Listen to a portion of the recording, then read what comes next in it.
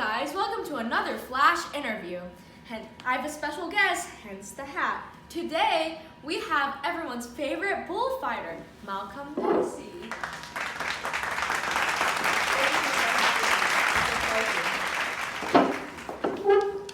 Now, you rose pretty fast to fame due to a rise in blood sports popularity among the masses in our 18th century culture. These sports act as a source of entertainment and include bullfighting, boxing matches, just to name a few.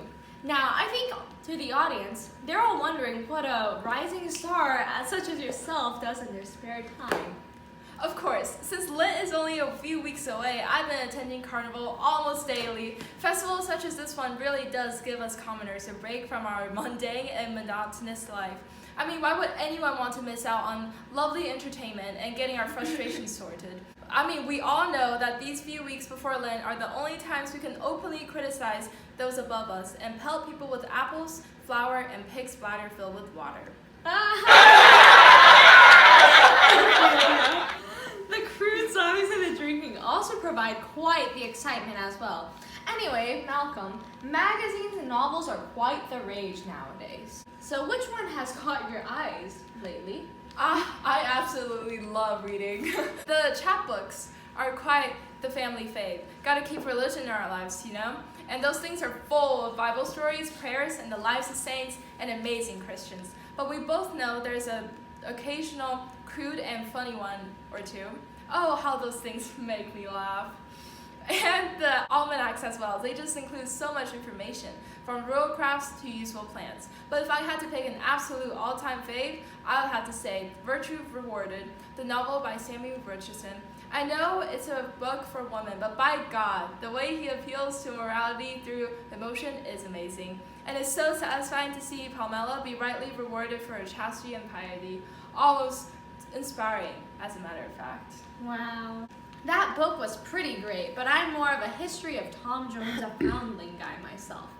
It's the wit and the irony that makes the novel worth reading, in my opinion. But lately, I've actually been getting into medieval romances and fairy tales. Very corny, I know. But what can I say? They're pretty entertaining. I can't exactly blame my wife for forcing her taste onto me, but they are pretty phenomenal.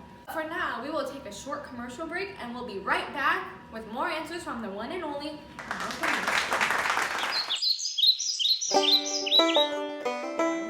Hi there, I'm here to tell you that your family absolutely cannot miss out on these staples of any household worth any semblance of high society: sugar, coffee, chocolate, and tobacco. With the exception of the exceeding uncultured and poor, there's not a family in existence that doesn't have at least one of them, so don't let that be you. Come down to the market on Main Street. We've got all the best products straight from the American colonies to your hands. But that is not all. We also sell highly sought after tea straight from China. Even your family can share the drink of high society. So come get these staples. Your family's diets can't afford to miss them.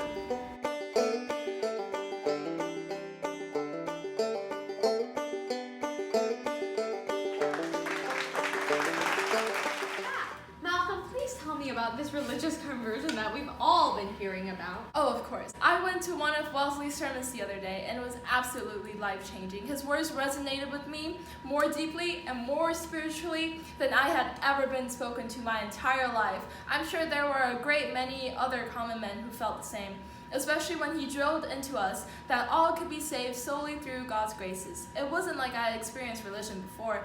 Anglicanism is too bureaucratized, I think. But it was finally under the spiritual vigor under Wellesley's words that finally got me to open myself to God. That sounds absolutely intense. It was. There's a guy I know who actually went to one of Wellesley's conversion experiences, and he emerged with not only a renewed sense of God, but 3 broken bones and half his hair and clothing singed. Well, I'm very glad for your religious fervor. I must say that all gave me quite the scare. And the apothecary he saw after completely ripped him off and mistakenly gave him laxatives as opposed to oral disinfectants post-surgery. And his barber surgeon was absolutely horrendous, much better at cutting hair than bodies, if you ask me. And he was in so much pain that his faith healers couldn't even help him, even though his injury was religious in nature. Oh, that was a whole debacle. Sincerest apologies. That interview is about you, not me. In fact, my brother had a similar experience to your friend crackling his skull on the rock behind him in his bout of nausea during his conversion. I wouldn't say that those kinds of situations are quite against the norm either. That being said, I believe the religious experience is worth the potential physical risk. I mean, if you die, at least you've got. That is quite the macabre outlook. You do have a point. I think that calls for a commercial break. For a limited time only, Modest Designs is having a massive holiday sale, featuring all of the latest trends. No matter your budget, we have something to improve your 18th century home. Check out a variety of affordable cutlery and dishes, and enjoy the luxury of a personal plate with every dinner. Personalize your home with our abundance of books and prints to add to your collection. And replace your cold, smoky hearth with a new coal stove, starting at prices as low as $2.99. Modest Designs is committed to your comfort and convenience, so buy today. We're back! And now on a completely separate note, have you checked out Britain's porcelain? Yes, of course. At first, my wife was very suspicious of the quality of any porcelain not made in China. China to be made in China. She was very insistent upon that. But just last week, I visited my uncle in Birmingham, and his teaware set was the prettiest I've ever seen. Imagine my great surprise when I learned it was Chelsea porcelain, not China. And let me tell you, words cannot describe how incredible it was, because it looked so nice. I've asked my wife to look into tea sets and other Chelsea porcelain products, such as little trinkets that they make called Chelsea toys. For the young son, of course, I'm so glad that Britain has finally bypassed China in the porcelain production. It makes it so much easier to stock a complete home. Yes, I quite agree. It's only thanks to Britain's recent great leaps in industry that we were all able to afford things like this, such as mahogany furniture, silverware, cut glass, and ready-made clothing. Speaking of clothing, I must say you are looking pretty dandy. Yes, I rather agree. Now that the common fashion for men has changed from favoring the bright to the dark, where have you been getting your clothing pieces? Suits and suites. It's definitely the fanciest boutique I've ever been in, with its large store windows and diverse product lines. And you know how that always catches people's eyes. Oh, and speaking of catching of eyes, I went down to one of the huge showrooms in London just a few weeks ago, and let me tell you, that was even more impressive. It had opulent furnishing and was illuminated by a large skylight. Now that was definitely eye-catching. Oh, I bet. These enterprises are really adapting their marketing techniques now to keep up with the growing number of consumers, like us, for example. 100 years ago, we couldn't even have hoped to look past the common field or the man which we resided on, but look where we are now. Times are a-changin', and rapidly. On that note, it is now time for another commercial break, but stay tuned because we have more Q&A. Are you a hard-working common man looking for an escape? Are you tired of being henpecked by the missus, bothered by the children, and finding neighbors at your doorstep at all hours of the day?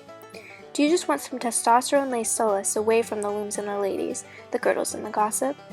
Do you want a place for a man like you to gather and do manly things? Then you have got to head down to the Knight's Tavern. It is the place for neighborhood men to talk, drink, conduct business matters, and play games. Junk for a penny, dead junk for 2 pence. Patrons welcome any time to enjoy a relaxing night of man-to-man and spend the night in the Knight's Tavern.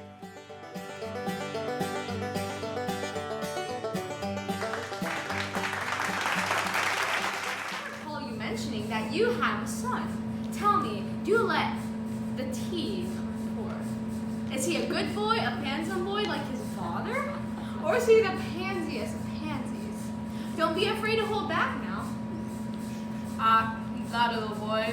He's only 4 years old, so it's a bit hard to tell. But he seems to be a good one, kind and true, if not a little rambunctious, just like all young boys should be. In fact, just the other day, he shot his first arrow and hit the target immediately. And like father, like son, I suppose, gifted in the athletics. But although the wife is opposed, I'm thinking of sending him off to primary school at the age of 5. The missus won't have it, though all the boy needs to learn is hard work, submission, and deference to his elders. But we live in a new age. Despite her squawking, he'll be off to school next winter. Ah yes, as previously stated, it is a new age indeed, and reading is definitely a skill to be mastered by even the most common of boys. Not that yours is common, of course. I know I have loved hearing about your son, and I'm sure the people did as well. So please tell me more about your daily life. Oh sure, my life is pretty crazy, but one thing that my family does daily, almost always, is that we all sit by the fire every night and exchange stories. It can be anything, but I try to incorporate life lessons and morals. What now with a young boy being raised? That's fascinating. My family does too. Wow. And other families in a place of similar hierarchical standing, I think we can both assume. It definitely is part of our popular culture, isn't it? Sure is.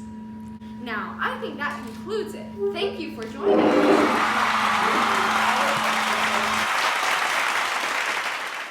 Grace, move your phone. Any ladies want to heavy up? It could stay between us.